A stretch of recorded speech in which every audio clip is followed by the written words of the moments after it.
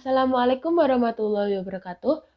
Salam sejahtera bagi kita semua. Perkenalkan, nama saya Adi Pradipta, mahasiswi Universitas Negeri Semarang, jurusan Seni Rupa. Pada kesempatan kali ini, saya akan sharing presentasi kepada teman-teman semua mengenai hasil kerja kelompok kami. Dan saya harap dengan materi kali ini dapat memberikan wawasan kepada teman-teman semua. Artikel yang akan saya sampaikan ini berjudul Efektivitas Pendampingan Belajar di Desa Kalipucang Wetan melalui metode pembelajaran luring di era New Normal. Adapun penulis dari artikel ini ada 3 orang, yaitu yang pertama saya sendiri, Ade Pradipta, yang kedua ada teman saya, Damar Pertiwi Sumarno Putri, yang ketiga ada dosen pembimbing lapangan saya, yaitu Bapak Imam Sofwan SPD MPD. Tak perlu berlama-lama lagi, saya akan mempresentasikan artikel yang sudah dibuat ini. Dalam artikel ini, ada 4 langkah yang harus disampaikan. Yang pertama, ada pendahuluan.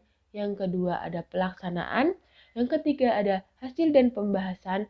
Dan yang keempat, ada kesimpulan. Yang pertama, pendahuluan. Pada awal tahun 2020, wilayah Indonesia terdampak virus corona atau virus COVID-19.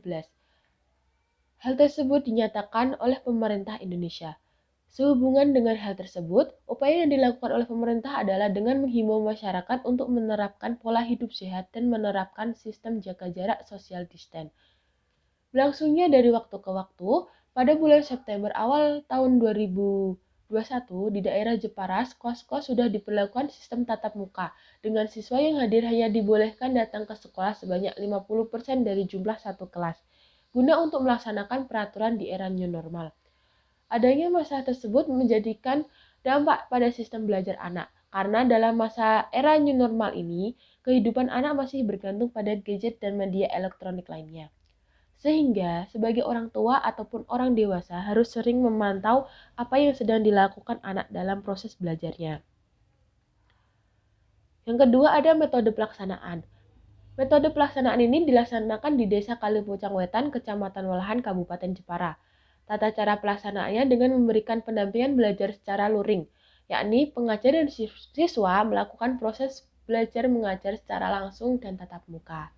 Pendampingan belajar dilakukan dalam kelompok kecil yang terdiri kurang lebih sekitar 5-10 orang dengan didampingi oleh tim mahasiswa KKN di Desa Kalipucang Wetan pada saat proses belajar berlangsung. Sebelum membuat kegiatan pendampingan belajar, peneliti melakukan observasi terlebih dahulu terhadap kegiatan pembelajaran anak di desa tersebut. Yang ketiga, ada hasil dan pembahasan.